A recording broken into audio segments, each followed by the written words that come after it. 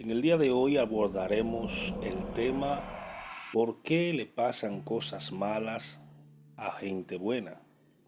¿Por qué le pasan cosas malas a gente buena? Este es el drama de los siglos, la pregunta de nunca acabar. ¿Por qué a las personas buenas generalmente les suceden cosas malas? Hay un versículo en el libro de Job, capítulo 34, versículo 12, que dice así: no hay mayor verdad que esta. Dios nunca es malo ni injusto. Nueva versión internacional. Dice lo siguiente: ni pensar que Dios actúe con maldad. El Todopoderoso no pervierte la justicia. El hecho es que, basado en estos versículos, ya de lleno y tomándolo de base, podemos entender que no hay injusticia en Dios. Dios, el Dios de la Biblia, el Dios de Israel, no es un Dios que se deleita en la maldad. Por lo tanto, no podemos pensar cuando suceden cosas malas que detrás de ella está el Dios Todopoderoso que se deleita en ver a las personas sufrir. No. Vamos a abordar el tema: ¿por qué pasan cosas malas a gente buena? Como Dios ha creado todas las cosas y es todopoderoso, mucha gente lo responsabiliza por todo lo que pasa en el mundo, incluidas las cosas malas. Sin embargo, la Biblia dice lo siguiente acerca de él: Dios es justo en todos sus caminos. Salmo 145, versículo 17. Otro versículo que podemos encontrar es: todos los caminos de Dios son justicia. Dios de fidelidad, con quien no hay injusticia, justo y recto es Él. Deuteronomio capítulo 32, versículo 4. Otro versículo que podemos encontrar en las Escrituras es: Dios es muy cariñoso y misericordioso. Santiago 5, versículo 11. Está claro que Dios no hace cosas malas. Sin embargo, hay quien piensa que sí motiva a la gente a hacerla. ¿Es cierto eso? De ninguna manera. La Biblia dice, al estar bajo prueba, que nadie diga Dios me somete a prueba, porque con cosas malas Dios no puede ser sometido a pruebas, ni somete a prueba Él mismo a nadie. Dios no tienta a nadie. Santiago 1:13. Él no prueba a la gente incitándola a hacer lo malo. No, no hace cosas malas ni empuja a los demás para que la hagan. Entonces, ¿a qué o a quién hay que culpar? Hay varios factores que podemos estudiar. Por ejemplo, estar en el lugar indebido en el momento inoportuno puede causar que a personas buenas les sucedan cosas malas. La Biblia explica con estas palabras una de las razones por la que el hombre sufre. El tiempo y el suceso imprevisto le acarrea a todos por igual. Eclesiastés 9:11. Cuando ocurre un accidente o una situación inesperada, puede o no haber afectados. Esto depende en gran parte del lugar y el momento en que suceda. Por ejemplo, hace 2000 años Jesucristo habló del derrumbe de una torre que mató a varias personas. Leamos. En aquel tiempo estaban allí algunos de los que contaban acerca de los Galileos, cuya sangre Pilato había mezclado con los sacrificios de ellos. Respondiendo Jesús le dijo: ¿pensáis que estos Galileos, porque padecieron tales cosas, eran pecadores o eran más pecadores que los otros Galileos? Os digo que no. Antes, si no se arrepienten, todos van a perecer de igual manera. O aquellos 18 sobre las cuales cayó la torre de Siloé y los mató, ¿ustedes piensan que eran más culpables que todos los hombres que habitan en Jerusalén? Os digo no. Antes, si no os arrepentí, todos van a perecer de igual manera. Esta historia la encontramos en Lucas capítulo 13, versículo 1 al 5. Las víctimas no murieron debido a la clase de vida que llevaban. Escuche esto, repito. Aquellas víctimas no murieron debido a la clase de vida que ellos llevaban. Simplemente estaban cerca de la torre cuando se vino abajo. En nuestros días, por ejemplo, el terremoto que devastó Haití en enero del 2010 se cobró la vida de 300.000 personas, según informes del gobierno, y arrasó el país sin hacer ningún tipo de distinción. También las enfermedades pueden sobrevenirle a cualquier persona y en cualquier momento y lugar. Quizás alguien pregunte, ¿no puede haber evitado Dios esos desastres? ¿No pudo haber protegido a la gente buena de las calamidades? Pues bien, para poder intervenir, Dios tendría que saber cuándo va a suceder dichas cosas. Y aunque es cierto que Él tiene la capacidad de predecir el futuro y saber cuándo van a pasar las cosas, hay una pregunta que debemos hacernos. ¿Utiliza Dios su poder de predicción para poder evitar las cosas? La Biblia dice, nuestro Dios está en los cielos, todo lo que se deleitó en hacer, lo ha hecho. Salmo 115:3. Así es, Dios hace todo lo que considera necesario, pero no todo lo que es capaz de hacer. Eso es particularmente cierto en lo que tiene que ver con predecir el futuro. Por ejemplo, cuando las antiguas ciudades de Sodoma y Gomorra se llenaron de maldad, Dios le dijo al patriarca Abraham, estoy completamente resuelto a bajar para ver si obran del todo conforme al clamor acerca de ellos que ha llegado a mí. Y si no, podré llegar a saberlo. Génesis 18, 20, 21. Durante un tiempo Dios no quiso conocer el grado de maldad que existía en aquellas ciudades, de modo que Él decide no predecirlo todo. Ahora bien, esto no quiere decir que sea imperfecto o débil. La Biblia dice, perfecta es su actividad, de modo que Él equilibra su capacidad de prever el futuro con el cumplimiento de su propósito. No obliga a nadie a obedecer sus normas. La conclusión es simple y llanamente clara, que Dios decide qué cosa predecir y qué cosa no dentro de su absoluta voluntad. ¿Tiene el hombre entonces la culpa de lo que le sucede? Parte de la culpa por la maldad la tiene el ser humano. La Biblia explica así el proceso que da origen a un acto que causa daño. Cada uno es probado al ser provocado y cautivado por su propio deseo. Entonces, el deseo, cuando se ha hecho fecundo, da a luz el pecado. A su vez, el pecado, cuando se ha realizado, produce la muerte. Santiago 1, 14 y 15. En efecto, cuando una persona lleva a cabo sus malos deseos, lo más seguro es que sufra las consecuencias, según Romanos 7, 21 al 23. Por otro lado, el hombre ha cometido actos espantosos que ha causado muchísimo sufrimiento a los demás, tal como lo demuestra la historia, y no solo eso, sino que los malvados influyen en otras personas y lo corrompen, con lo cual se crea un círculo vicioso que nos acaba a cada uno como persona.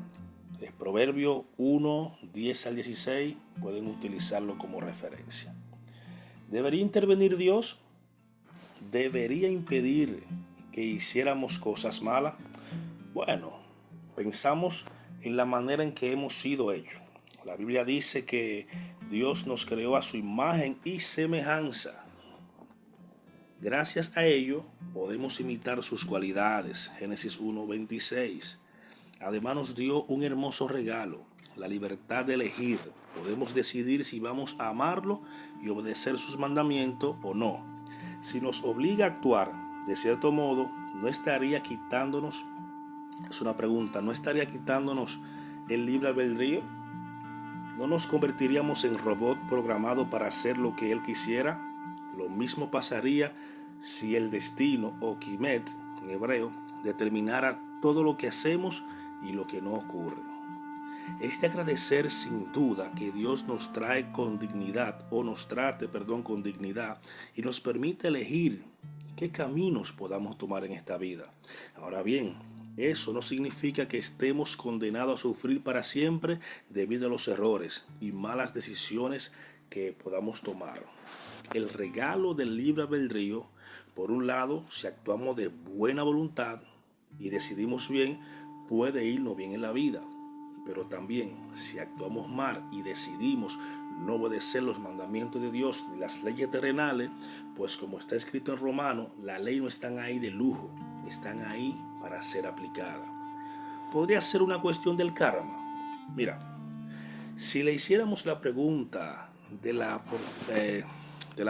si le hiciéramos una pregunta a cualquier hindú o a un budista, lo más seguro es que respondiera: a la gente buena le pasan cosas malas debido a la ley del karma. Están pagando por cosas que hicieron en una vida pasada. A fin de entender mejor este asunto, veamos lo que dice la Biblia sobre la muerte. En el jardín de Edén, donde tuvo su comienzo la humanidad, el Creador le dijo lo siguiente a Adán: escuche bien, el primer hombre: de todo árbol del jardín pueden comer hasta quedar satisfechos, pero en cuanto al árbol del conocimiento del bien y del mal, no debes comer de él, porque en el día que comas de él, rotundamente morirás. Génesis 2, 16, 17. Si Adán hubiera obedecido a Dios y no hubiera pecado, habría vivido eternamente. La muerte es un castigo por su acto de desobediencia. Cuando él comenzó a tener hijos, la muerte se extendió a todos los hombres, según Romanos 5:12.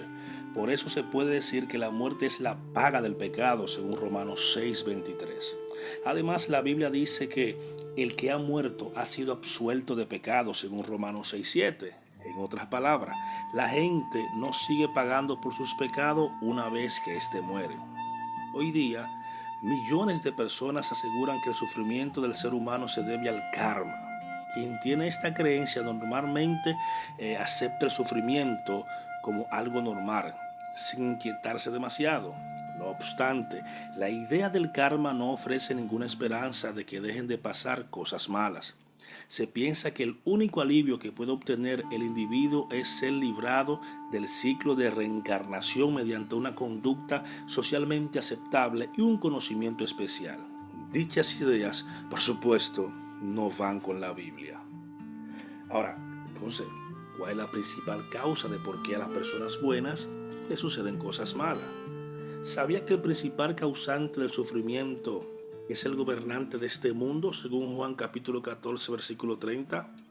Sin embargo, la principal causa de la maldad no es el hombre, sino Satanás. Él es un ángel que al principio fue fiel a Dios, pero no permaneció firme en la verdad e hizo que apareciera el pecado en el mundo. Juan 8:44. ¿Pero cómo? Organizó una rebelión en el jardín, en el cielo. Jesucristo lo llamó el inicuo, el gobernante de este mundo. Cuando habla de esto, habla del sistema que gobierna este mundo. La mayor parte de la humanidad satisface sus impulsos de pasar por alto las normas de Dios, lo cual es una manera de seguir a Satanás, lo quieran o no. Jesucristo dijo en una ocasión: el que no está conmigo contra mí es, y el que conmigo no recoge desparrama. O sea, de una manera u otra, cuando tú no estás obedeciendo a Jesucristo, indirectamente directa, aunque suene absurdo, estás obedeciendo a las obras del enemigo. El mundo entero yace en el poder del maligno, dice 1 de Juan 5:19. En otras palabras, quien gobierne el sistema de este mundo actual que vivimos, los reinos, los gobiernos, los presidentes, es Satanás. Jesucristo dijo enfáticamente que el mundo yace bajo el maligno. Primera de Juan 5:19 dice que el mundo entero está bajo el poder del maligno. El sistema de este mundo, un mundo caído, está gobernado por las fuerzas del mal, está influenciado por Satanás, lo creas o no. Pero hay otras criaturas espirituales que se han corrompido y se han unido a Satanás. La Biblia asegura que él está extraviado de toda la verdad. Queda claro pues que Dios no es el responsable de las cosas malas que le ocurren a las personas. Tampoco es cierto que las haga sufrir, ni que Él se deleita, ni está ajeno al dolor del ser humano. Al contrario, ha prometido eliminar la maldad, como se verá en un próximo futuro cercano. ¿Por qué a personas buenas le suceden cosas malas? Más o menos, este es un panorama general de lo que podía estar causando que a personas buenas les suceden cosas malas. Un ejemplo bíblico es el caso de Job, que siempre se toma como ejemplo, y es la vida del justo Job. Vemos como el enemigo de las almas y el enemigo de todos los seres humanos, pues observa a Job. La Biblia dice: ha observado a mi siervo Job, fiel, justo, que no hay otro como él en la tierra. Entonces el enemigo trata de justificar que la obediencia de Job tiene que ver con las cosas materiales que Dios le ha dado. O sea, el enemigo está haciéndole ver a Dios que la fidelidad de Job tiene que ver con los bienes materiales que Dios le ha provisto a Job. Pero en el currículum de Dios, Dios es el que presenta a Job como un varón justo, recto, apartado del mal, que tiene temor de Dios. Este hombre era tan justo que dice las Escrituras que él hacía un sacrificio por día, por si alguno de sus hijos hubiese cometido en una de sus fiestas un pecado grave ante Dios. Este hombre era un sacerdote de su familia, este era un hombre, un administrador de la gracia divina. Por lo tanto, Dios tenía un buen testimonio de Job. Satanás le hace ver que ese testimonio es causa de los bienes materiales. Pues entonces Job está ajeno de todo lo que está pasando. Job está viviendo su vida normal, su vida tranquila, y pues el eterno Dios le hace ver al enemigo que la fidelidad de Job no tiene que ver con los bienes materiales que éste posee, y permite que le quite todos los bienes que tiene el siervo Job. Cuando esto sucede, que mata sus vacas, sus ganados, sus siervos, etc., lo único que Job dice es: Job, Dios me dio y Dios quitó. Sea alabado el nombre del Señor. ¿Sabe por qué? Cuando tú estás pasando una dificultad, cuando te vienen las desgracias a tu vida, lo que está dentro de tu corazón es lo que va a salir en el momento de la dificultad.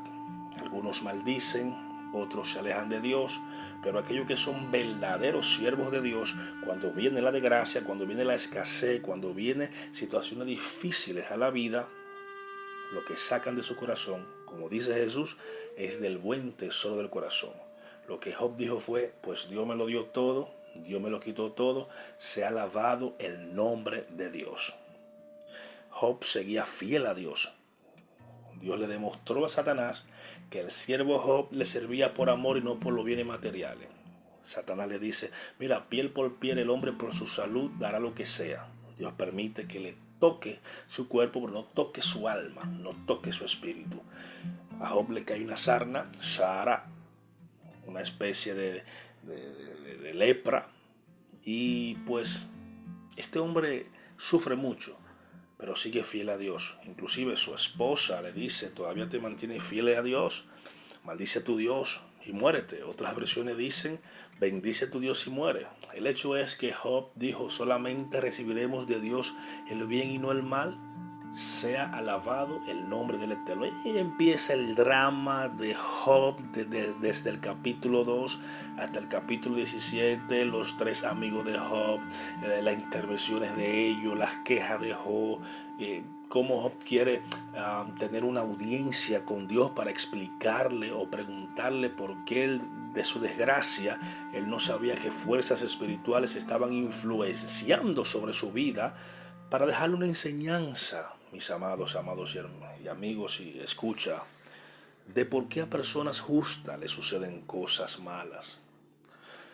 Puede ser, como dije al principio, estar en el lugar equivocado en el momento inoportuno.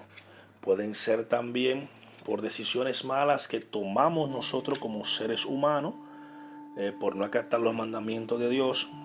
Otra cuestión también es la influencia que tiene el enemigo sobre las demás personas. Otra es también por nuestra propia concupiscencia, nuestros propios deseos carnales que nos llevan a materializar el pecado, y una vez el pecado da a luz lo que es la muerte, porque la paga del pecado es muerte. El hecho es que el drama del sufrimiento humano es un tema estudiado por filósofos, científicos, por ateos y cristianos. ¿Por qué sufre el ser humano? ¿Por qué un Dios todopoderoso permite que el ser humano sufra? ¿Por qué permite los terremotos? ¿Por qué permite los tsunamis? ¿Por qué permite las guerras? ¿Por qué permite el hambre? ¿Por qué permite las enfermedades?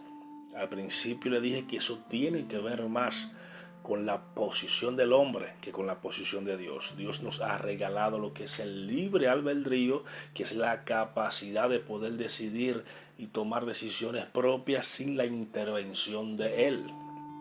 Es una capacidad que Dios no ha dado, si no, Dios tendría robots que le obedeciesen día y noche. Inclusive los ángeles tienen esta facultad de libre albedrío, de poder decidir si sirven a Dios por amor o se rebelan como aquellos que se rebelaron.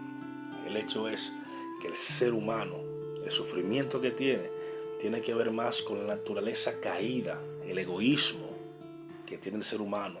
Hay recursos para poder erradicar el hambre, pero el hambre es un negocio en esta tierra. Jesús dijo que a los hambrientos, a los pobres, lo tendríamos siempre.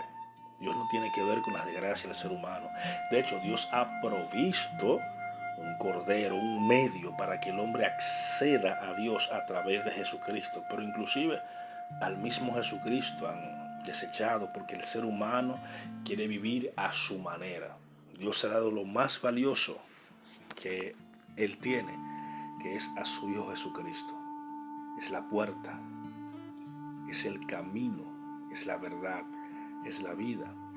Y todo aquel que quiera acceder al Padre tiene que hacerlo a través de Jesucristo.